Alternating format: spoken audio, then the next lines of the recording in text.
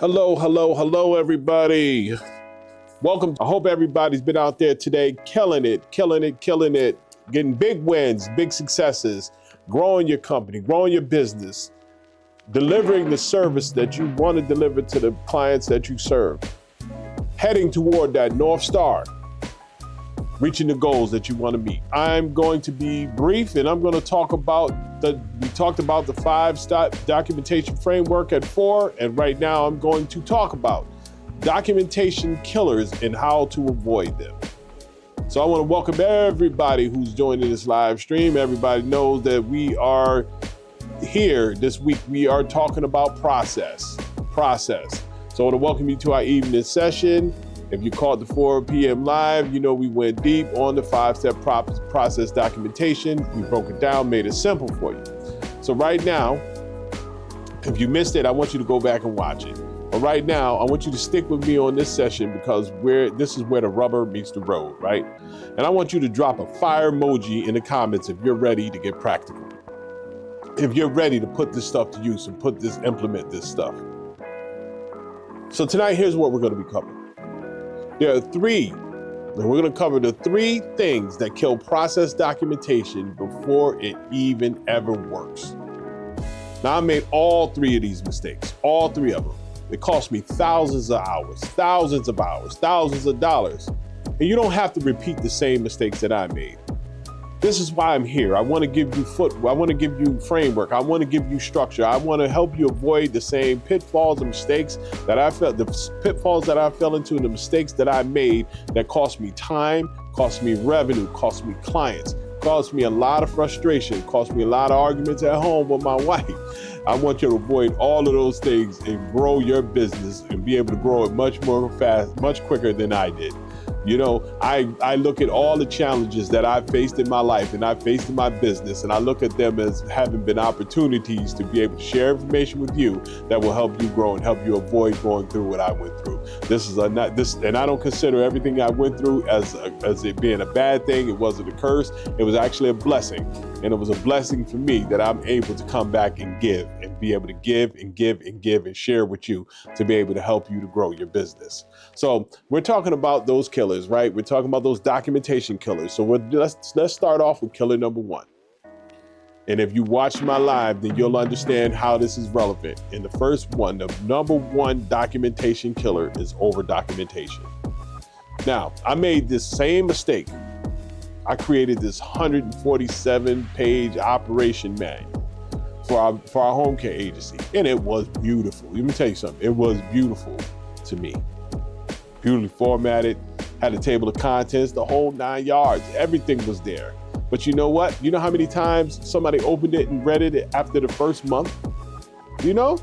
Let me tell you, that's a big fat 0. None, right? Because it was ostentatious, right? This was more for show than it was for actual practicality.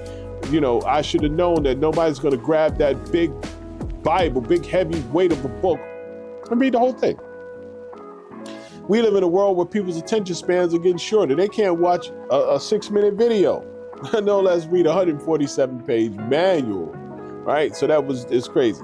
But let me tell you something about, let me give you the counterintuitive truth. The longer your process document is, the less likely anybody is to follow it. Let me say that again. The longer your document is, the less likely anyone is to follow it. Nobody's going to follow it.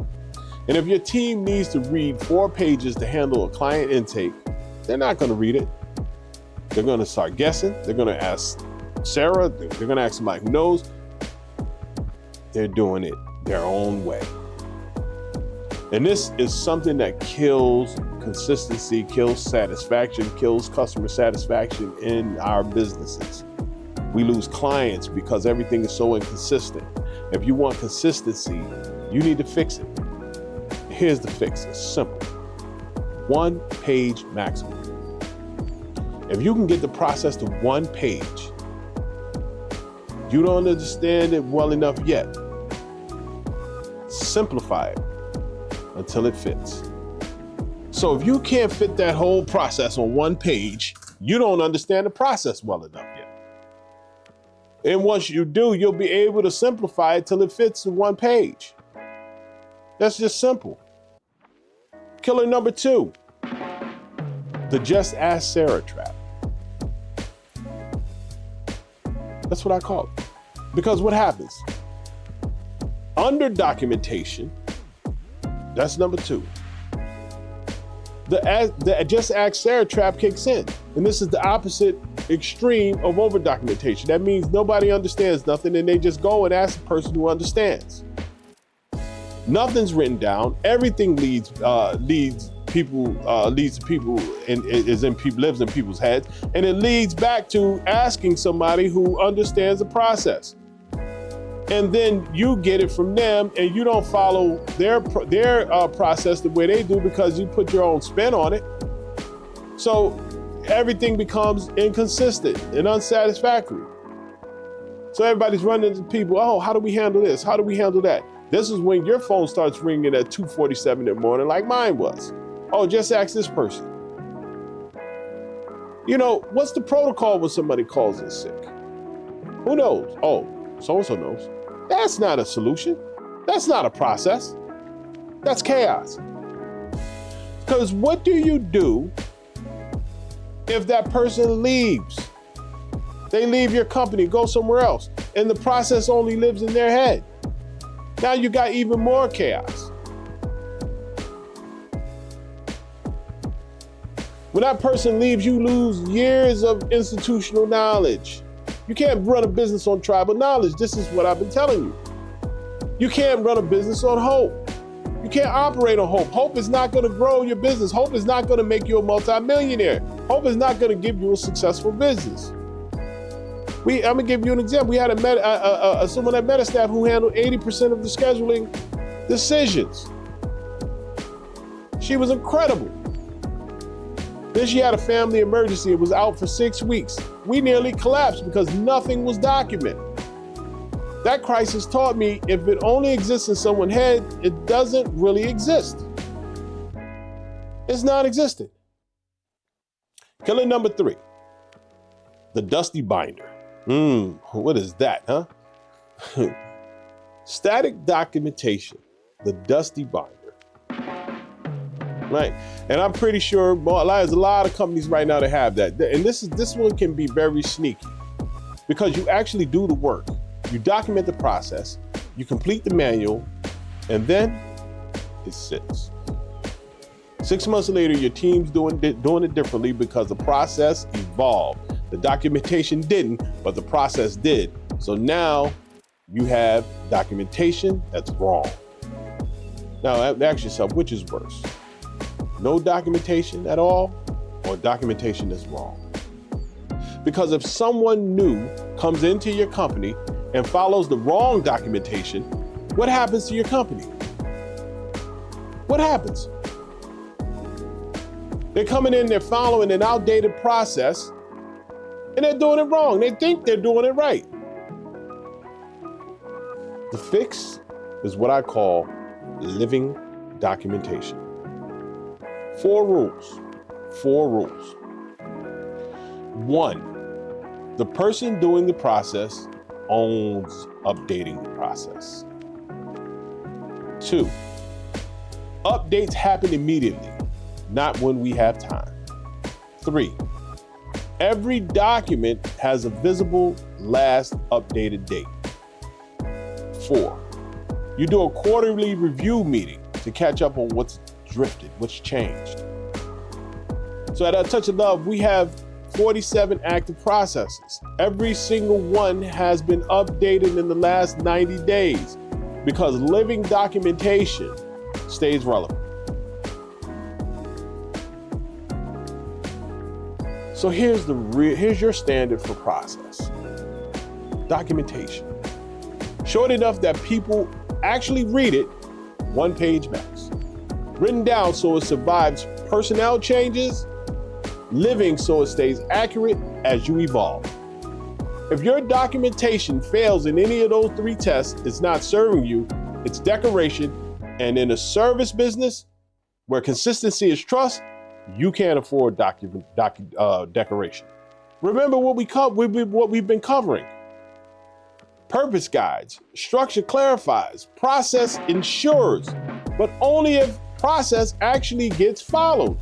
All right, I want to hear from you. Which killer is most prevalent in your business right now? Type 1, if you over document and you've got manuals but nobody reads them. Type 2, if you under document, too much lives in people's heads. Or type 3, if your documentation is static but not maintained. And I want you to be honest. Be honest. This is a judgment-free zone. I am able to teach you these things because I've been there. I'm probably the poster child for most of these problems. We've all got at least one. Drop your number in the comments. So there are a lot of questions that we get. One question that I've had many times over when presenting and talking about this is, where do we even start? And again, I'm going to reiterate what I said earlier. You start with the process that's giving you the most pain. You build a process for what your biggest pain point is. The one that breaks trust when it's done wrong, client intake, complaint handling, service delivery handoffs. Don't document email signatures first. Document what matters first. Stop the pain. Stop the biggest pain, the worst pain. Then work your way down.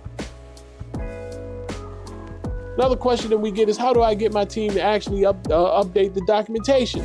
To make it part of the job. Not extra, but part of the job. So when someone improves a process, updating the doc is the last step of improving it, not a separate task. And celebrate the updates. Recognize when people make documentation. Recognize when people make improvements in your business overall, but when it comes to that documentation, definitely recognize them, celebrate them. Make it something that people look for to do, that they want to do. Because your business will only be better for it. Another question you get is, what if I don't have time to document everything? You don't need to document everything. You need to document the critical few. 20% of your processes create 80% of your consistency. I've been preaching this. I'm going to continue to preach this. I'm going to continue to give this to you. 20% of your processes create 80% of your consistency. Start there. Start with this, like 5 to 7 core processes. That's it. 5 to 7. All right. Quick recap.